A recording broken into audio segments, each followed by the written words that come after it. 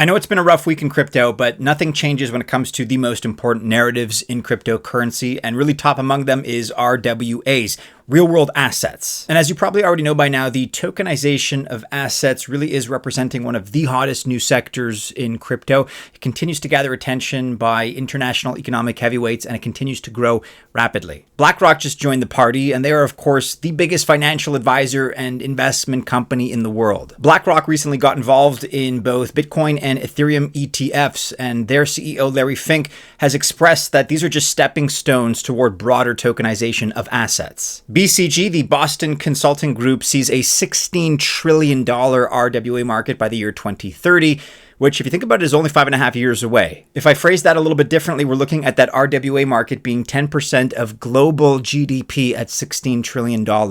And one project in this area has especially caught our attention despite the recent market catastrophe in crypto. It's been up 5,000% in the last year. It's also the second biggest RWA crypto project as measured by market cap. I'm talking, of course, about Mantra and its OM token. We are doing a deep dive in this video.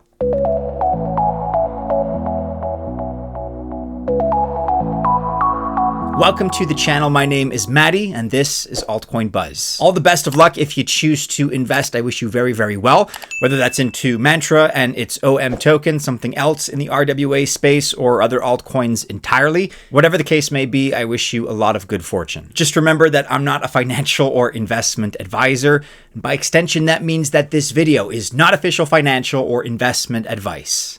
So what is Mantra Chain in the first place?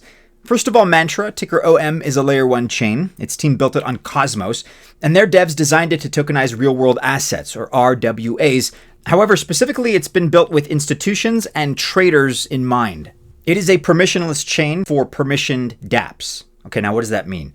Well, a permissionless chain just means that anyone can use it. There is no single authority that controls it, and users can stay anonymous. However, Mantra is also regulatory compliant. But regulations can change quickly in this very new financial sector, let's admit that. Furthermore, in different jurisdictions, there can be different regulations to keep up with. Okay, so that is why Mantra requires a KYC or KYB procedure before you can trade on their dApps. The KYC is their Know Your Customer procedure. KYB is Know Your Business, and it requires official ID documents to pass it. As a result, though, users can now trade regulated assets or products. The trade-off, pardon the pun here, is that it's not anonymous. That's the price to pay for trading regulated assets. This has a couple of advantages that a typical non-custodial DEX would not have.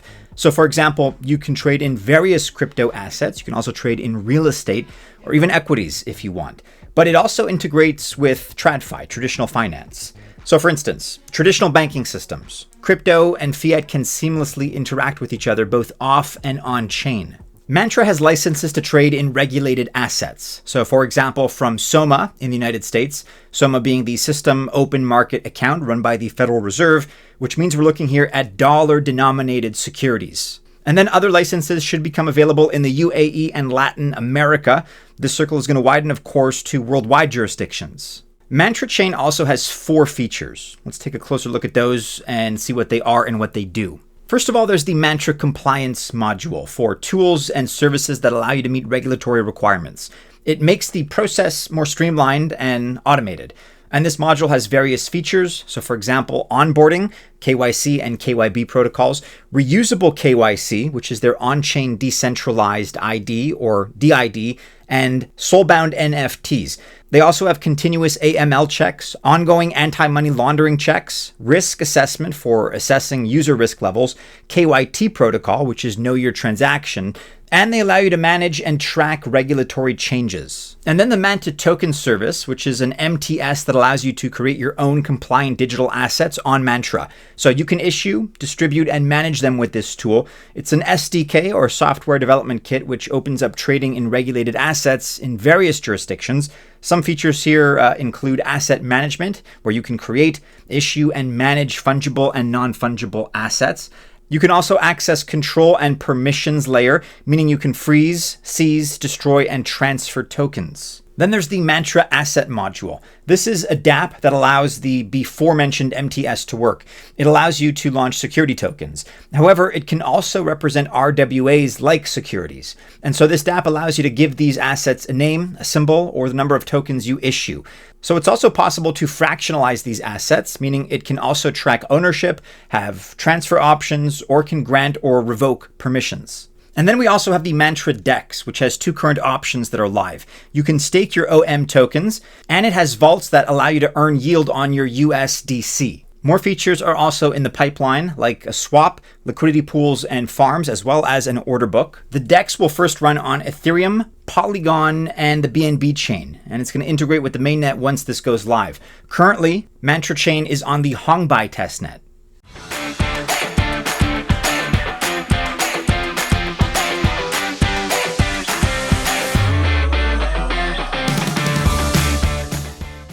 The OM token is doing okay, actually. Despite the recent market carnage that the entirety of the crypto space has experienced, it's trading right now at $1.02 with a market cap of $855.25 million. The good news as far as the tokens go is that they're pretty much all in circulation. That's almost all $888 million. We talked about this in a video from the other day. Check that one out if you haven't already. It's always better for a project to have a market cap that is closer to its FDV, its fully diluted market valuation, because that means that most of the tokens are in circulation versus a low float project. And that's exactly what we're seeing here. However, what's even better is that OM is actually not far away from its all-time high of $1.41. Much closer, actually, than a lot of other altcoins are from their all-time high, for example. As you can see, it's also been a very good 12-month stretch for OM. It's up about 5,100% over the course of the last year. And of course, it should come as no surprise that OM is in BlackRock's portfolio. Mantra also recently started an airdrop campaign for OM. This involves 50 million OM, and this airdrop focuses on community building. It also, though, wants to encourage active participation, and you can take part by exploring their ecosystem. I'll include a link to this in the description below if that's of interest to you. You can check it out. Right now, we're already in Season 2 Gen Drop, which is actually much bigger than Season 1. I would advise you to visit their Mantra Zone site. You can start the on-chain missions and earn karma. That's Karma. The more completed missions you have means the more karma you get, so that puts you on their leaderboard. And then by taking part in their KYC, you can get a bigger allocation. You may want to check this out, and if that's the case, I'll include this link as well as the last couple of links in the description of this video below.